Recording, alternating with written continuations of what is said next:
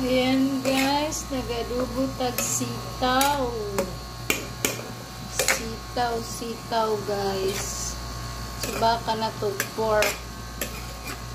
Nagadubo ko guys. Gamay ra ni guys, para ra ni sa mga duha sa kong anak. Kaya wa man mi kauban. Congratulations sa mga ayan, pork na itong gisubak guys. Congratulations sa mga nagmadaugon sa 73 ano? Ay sa 37 tanang dili schedule. Ayan, nagmadaugon na po mo ha. Tanang dili schedule, nagmadaugon na pud mo, nagadubo tag sitaw guys. Isubakan og karni. So salamat sa mga nihatag barato, napoy nagmadaugon sa 97.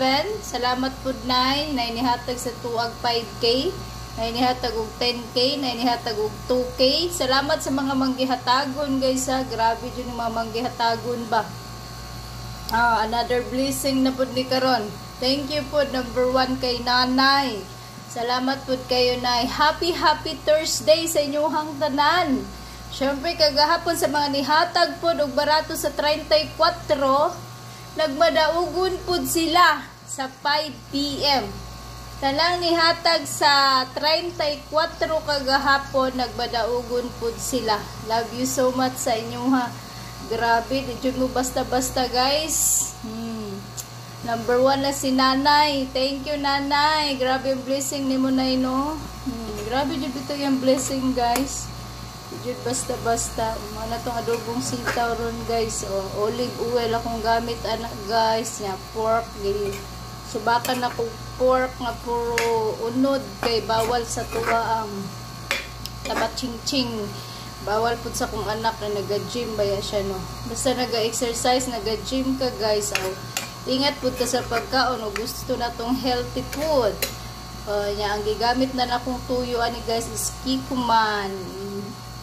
Tapos wala na ano guys, butangan lang nako gamayng honey para wala man ko na nagabutang og seasoning guys. So honey na lang atong gibutang. So lami kay ni guys, mga unata ninyo. Ayan, adobong sitaw.